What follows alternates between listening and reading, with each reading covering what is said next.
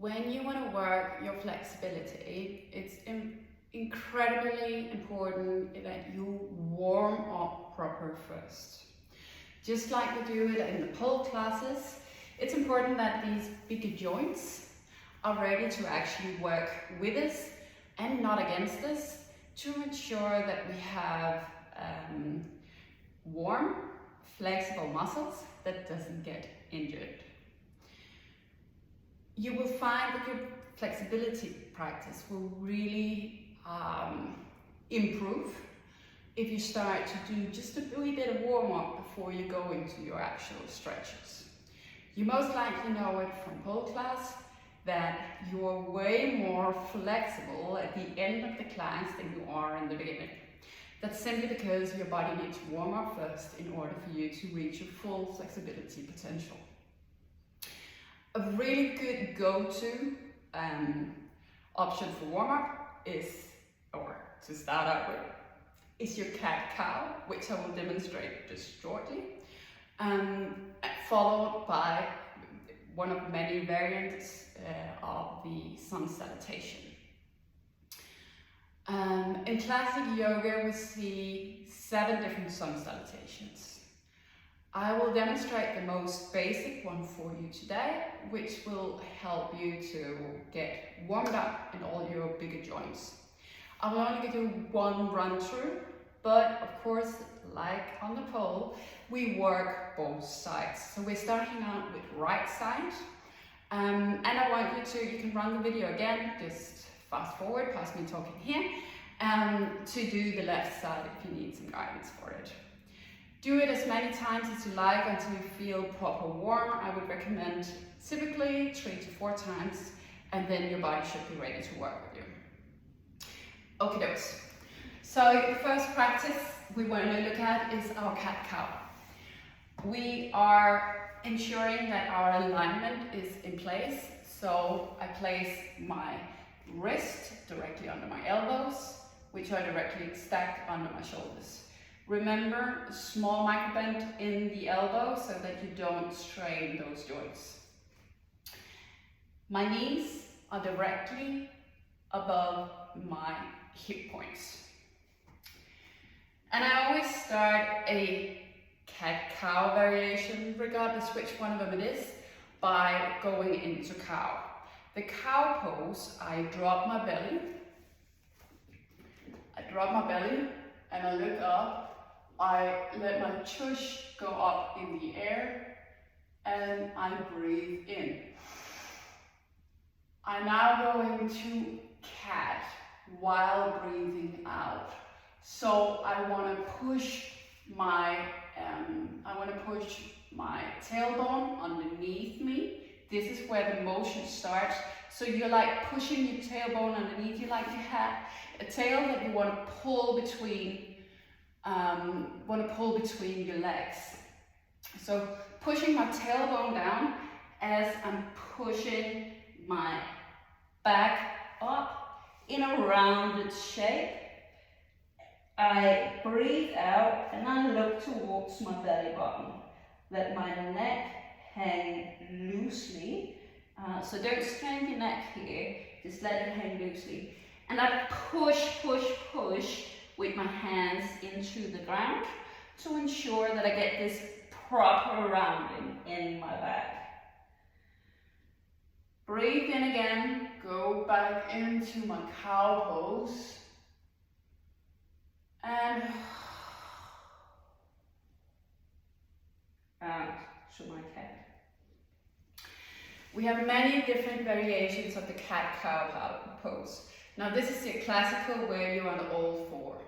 I also really enjoy the standing cat-cow, where instead of being on all 4, I will be placed standing with straight legs or just a micro bend. I'll go into my forward fold, get proper contact with the floor. If the floor is not available for you to reach so that you can actually press with your entire palm into the floor, then grab your blocks, grab some books, whatever, to lift the floor up to you. Alternatively, you place your hands above above your knees, never press on your knees, so that you have a form like this. And this is where we're going to start. So I'm pressing into my knees or down to my mat with a straight back as I'm starting.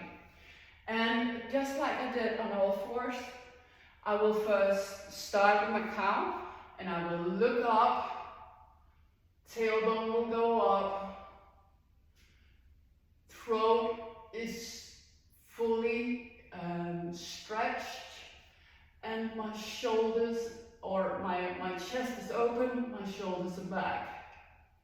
And then cow. Now here I can proper round into the pose. I can use my elbows to help my shoulder to get further into the pose as well. So I get an opening here under my shoulders also. Looking towards your belly button as before. And shoulders back, elbows back as I'm looking up and going into my cow.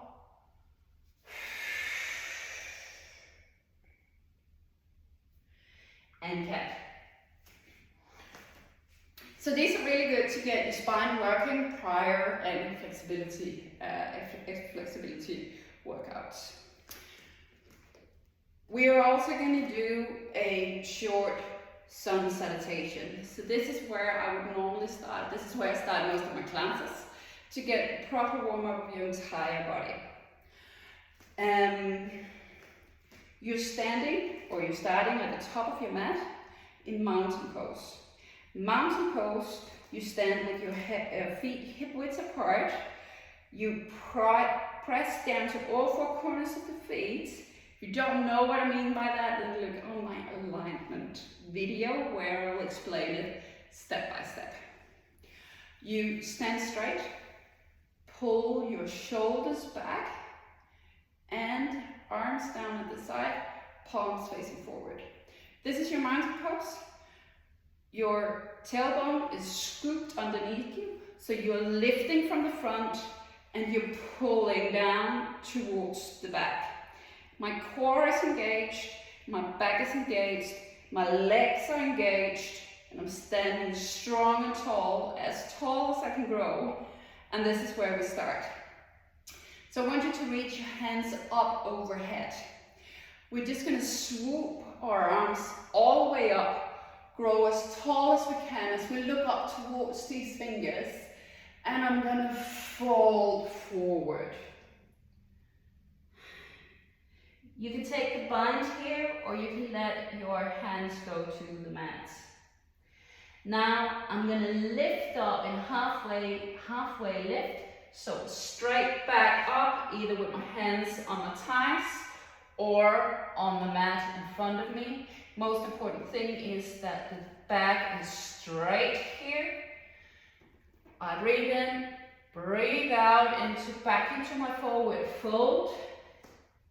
Bend slightly in my knees and then step my right foot back into my low lunge.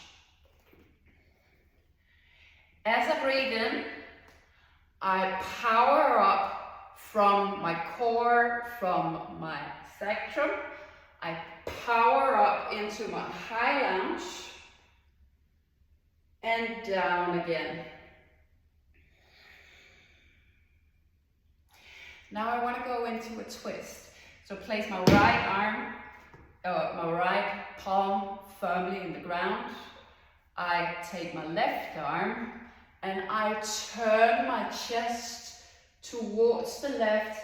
As I look towards the left, my arm goes up, up, up, up, straight above me, not backwards. That's not going to help you, but just straight up. And I look towards my hand as I take 2 breaths in, 2 breaths out.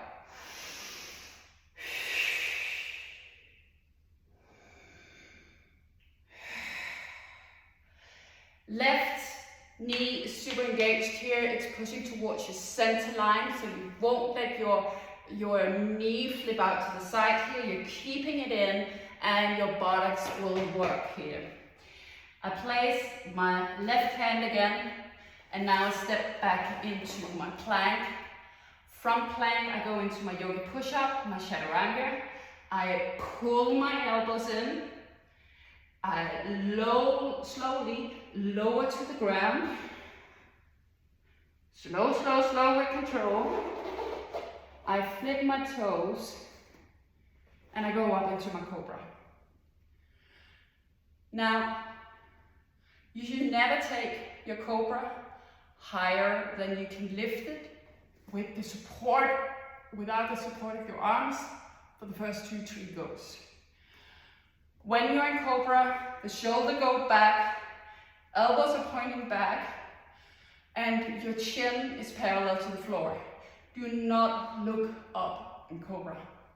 This is for up dog only. This is also an option, but the up dog, you lift from the mat, you press into your toes so that there's air between your hip bones, your thighs, and the mat. And here you can look back. But for cobra, we're going to stay chin parallel to floor. We come down again. We flip our toes over so that I can put my support into it. I push up to all fours and I continue to push back like if I wanted to go into a child's pose. We're aiming for downward dog here, but this is the best way to enter your dog in a way that's safe and gives you the best form needed for your dog. So I go as if I was going into child's pose, lift my knees and push up and back.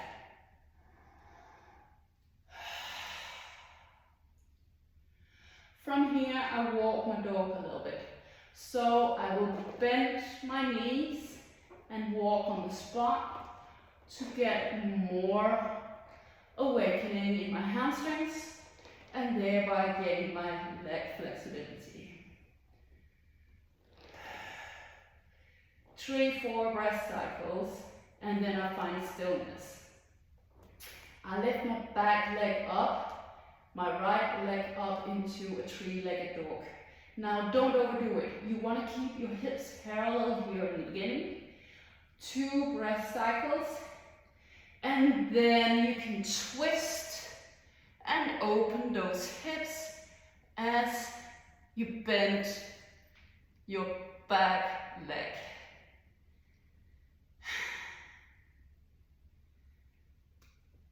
Back into your down dog. You walk slowly towards the top of your mat. You find your half lift from the floor or with the hands on your thighs, depending on how this looks for you. You forward fold and then do reverse swan dive with bent knees. So as if you were going into chair pose. Bent knees, I'm coming up. My hands meet overhead, I look up towards my hand and meet at the chest. So this was the right side of your sun salutation A. The most basic of our sun salutations. You can do thousands of variations to this, like literally, but I find it's really good on working your entire body, all your bigger joints, before going into a low flow practice or a flexibility practice.